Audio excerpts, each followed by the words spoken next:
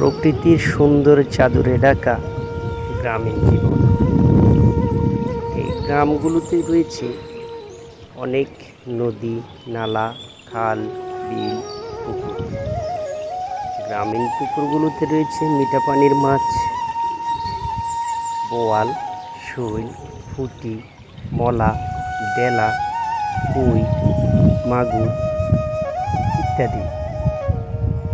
যখন গ্রীষ্মকাল আসে তখন গ্রামের কিশোর কিশোরী, নবীন প্রবীণ, তরুণ সকলে জাল দিয়ে মাছ ছেঁকে ধরার কাজে ব্যস্ত হয়ে পড়ে।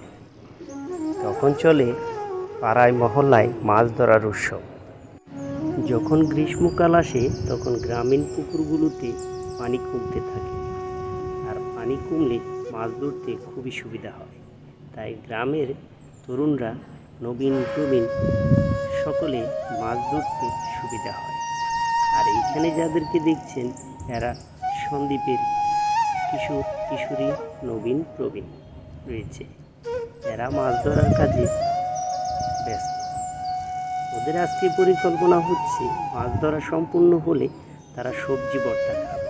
সবজি ভর্তা হচ্ছে এক ধরনের কলার ফুল, টমাটো, মূলা, কলা, কুল, আচার, মরিচ, লবণ, চিনি ইত্যাদি এসব উপকরণ দিয়ে সবজির ভর্তা তৈরি করা হয়। গ্রামীণ ভাষায় যাকে বলা হয় চাটনি বা ভর্তা। আজকে তাদের ভর্তা খাওয়ার উৎসবে আমিও অংশগ্রহণ করব। আমি তাদের মাছ ধরা দেখতে গিয়ে জানতে পারলাম আজকে তারা ভর্তা প্রস্তুত করবে, আর তারা আমাকে আহ্বান করলো তাদের ভর্তা উৎসবে আমিও যেন অংশগ্রহণ করি।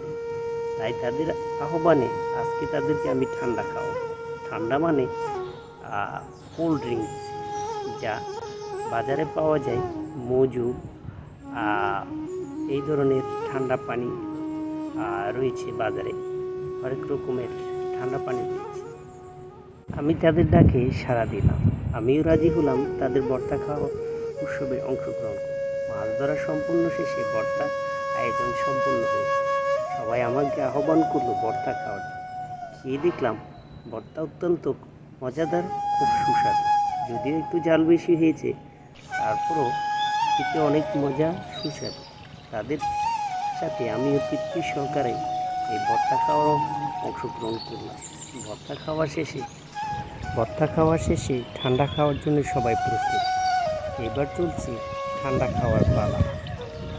কাচের গ্লাসে 1 গ্লাস ভর্তি ঠান্ডা পানি দিল, যাকে খুব আনন্দিত হলাম। শীতল